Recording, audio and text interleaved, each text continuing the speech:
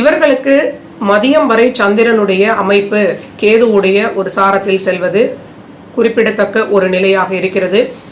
மேலும் இந்த நிலைக்கு இவங்களுக்கு சப்போர்ட் பண்ணக்கூடிய முக்கியமான ஒரு அமைப்பு ராசிநாதன் செவ்வாய் கடந்த சில நாட்களாக குருவினுடைய சாரத்தில் ராசியை பார்ப்பதும் 7ஆம் வீட்டில் இருக்கக்கூடிய செவ்வாய் சூரியனுடன் இணைந்திருந்து பஞ்சமாதிபதியான சூரியனும் அங்கு இணைந்திருந்து செவ்வாயும் குருவினுடைய நட்சத்திரத்தில் சாரத்தில் சென்று கொண்டு அந்த குரு கிரகமும் அஷ்டமஸ்தானத்தை அதிசாரமாக கடகத்தில் அமர்ந்து பார்ப்பது இவங்களுக்கு ஏதோ ஒரு கண்டம் வந்து நீங்கி இருக்கக்கூடிய நிலை அப்படின்னு எடுத்துக்கொள்ளலாம். இதற்கு பிறகு ஓரளவிற்கு இவங்களுக்கு ஒரு முன்னேற்றமான பலன்கள், முக்கியமாக ஆரோக்கியத்தில் முன்னேற்றம் ஏற்படும். பணி ரீதியிலான மிகப்பெரிய வளர்ச்சிகள் 8ஆம் வீட்டில் இருக்கக்கூடிய புதனால் இவங்களுக்கு ஏற்படும். முக்கியமாக திங்கள்கிழமை இரவு மாறக்கூடிய செவ்வாய் கிரகமும் அஷ்டமஸ்தானத்தில் இணைய போகிறார். இதனுடைய பலன்களை தனிப்பதிவாக நம்ம ஒரு பதிவில் கொடுத்திருக்கிறேன். அதை நீங்க கூடிய விரைவில் பார்க்கக்கூடிய வகையில் உங்களுக்கு அது கிடைக்கும்.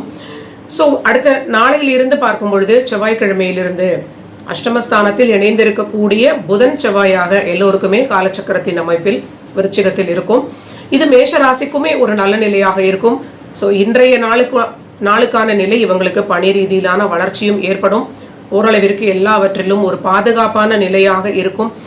ஆனால் ஆரோக்கியத்தில் ஒரு பாதுகாப்பு இருந்தாலும் நீண்ட நாள் ஆரோக்கிய பிரச்சனைகளாக இருப்பவர்கள் சற்று கவனமாக நீங்க மெயின்டைன் பண்ணி கொள்வது ஆரோக்கியத்தில் ஒரு மேன்மையான நிலை. தொழில் வளர்ச்சி வேற லெவலுக்கு நல்ல மாற்றங்களை கொடுக்கும். நல்ல ஒரு காலகட்டம் பயன்படுத்திக் கொள்வது உங்களுக்கு சிறப்பளிக்கும். அடுத்தது ரிஷபத்திற்கு பார்க்கலாம். ரிஷப ராசிக்கு இன்றும் சந்திராஷ்டமம் தொடர்கிறது. ராசிநாதனாகிய சுக்கிரனுடைய போராட்டத்தில் மதியம் 1:30 மணிக்கு மேல் சந்திரன் செல்வது, முக்கியமாக பணி இடத்தில் சற்று பொறுமையாக இருப்பது உங்களுக்கு நன்மை அளிக்கும். கணவன் மனைவி இடையே வாக்குவாதம் இல்லாமல் நீங்க இருப்பது உங்களுடைய வாழ்க்கைக்கு ஒரு பாதுகாப்பை கொடுக்கும். அடுத்தது மிதுன ராசிக்கு பார்க்கலாம். மிதுன ராசி கார்னர் ராசியாக வருவதனால் நேர் 7ஆம் வீட்டில் இருக்கக்கூடிய சந்திரன் எப்பொழுதுமே பாதக சந்திரன் அப்படின்னு நம்ம எடுத்துக்கொள்ளலாம். அந்த பாதகாதிபதியும் குடும்பஸ்தானமாகிய 2ஆம் வீட்டில் இருக்கக்கூடிய குருவாக இருப்பதனால் அந்த சந்திரனும் குருவும் இன்று பரிவர்த்தனையாக இருப்பது இவர்களை பொறுத்தவரை குடும்ப வாழ்வில் வாக்குவாதம் இல்லாமல் இருந்தாக வேண்டிய ஒரு கட்டாயம் அப்படின்னு எடுத்துக்கொள்ளலாம்.